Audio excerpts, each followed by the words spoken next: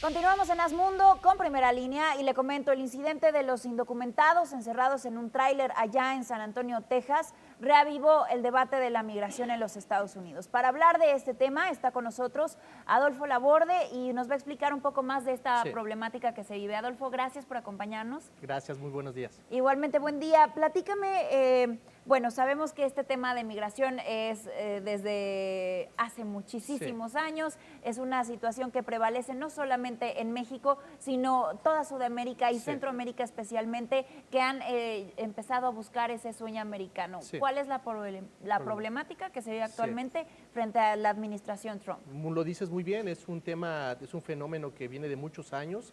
En el caso de México con Estados Unidos es histórico, desde la pérdida del territorio, la revolución, posteriormente hubo un programa que se le denominó Programa Bracero, donde muchos mexicanos iban, trabajadores temporales regresaban, y así sucesivamente hasta que nos hemos encontrado con políticas en Estados Unidos restrictivas, algunas nativistas, en donde hay un aseguramiento de la frontera, y posteriormente, bueno, eso acompañado con crisis económicas hace que también haya una profundización sobre las medidas de seguridad de los empresarios norteamericanos. Entonces ha habido una serie de repatriación y cada vez más es difícil pasar por los lugares que tradicionalmente pasaban los migrantes. ¿Por qué siguen pasando? Bueno, lógicamente porque hay una integración ya de mercados laborales entre Estados Unidos y otros continentes y otros países. México es un caso. Y bueno, pues hay una simetría de las economías y eso lógicamente hace que sea muy atractivo el mercado norteamericano. El tema de la migración, pues bueno, obviamente con todo lo que está pasando con Donald Trump, Adolfo, pues los migrantes y el número de personas que buscan llegar al otro lado y buscar ese sueño americano no ha disminuido, al contrario, ha aumentado incluso, y también solamente tienen que pasar por situaciones mucho más riesgosas. Sí, mira, en efecto, hace un tiempo se dijo que ya había una tasa cero de migración con respecto a México. Los que se van y los que regresan es el mismo número, alrededor de 500,000 personas, 600,000 personas. Sin embargo, como tú bien dices, el hecho de que eso pase en México no significa que los flujos migratorios se detengan. Hay muchos centroamericanos, sudamericanos, gente de otros países que atraviesan precisamente por México para llegar a Estados Unidos. Por eso es que en las rutas, en el tren de la muerte, en la frontera norte con Estados Unidos, vamos a encontrar una infinidad de nacionalidades. ¿Qué pasa con lo que en México denominamos como polleros, que son estas personas que les cobran a los migrantes por trasladarlos y luego van y los dejan en el desierto o van y los dejan en un tráiler encerrados? ¿Cuál es la motivación? Obviamente económica, pero no hay responsabilidad. ¿Qué pasa? Porque ellos sí generalmente son ciudadanos americanos. Sí, por supuesto, es una red muy bien organizada, es lucrativa, se habla de 3,500, 3,300 a 5,000 dólares el proceso del pase. Antes esto pues costaba menos, sin embargo, bueno, pues la gente busca estas líneas, este tipo de procedimientos para pasar a Estados Unidos y de acuerdo al riesgo o de acuerdo a la efectividad del pollero, pues el costo es mayor. En efecto, esto también desde una perspectiva histórica ha sido tradicional, había gente que se dedicaba a eso, pero ahora ya el crimen organizado se dedica a ello porque es muy jugoso. Cuando no les pagan, pues los retienen hasta que les paguen. Entonces, un inmigrante es 5,000 dólares o 4,000 dólares potenciales y eso lógicamente hace que el negocio sea muy lucrativo tomando en cuenta los flujos migratorios.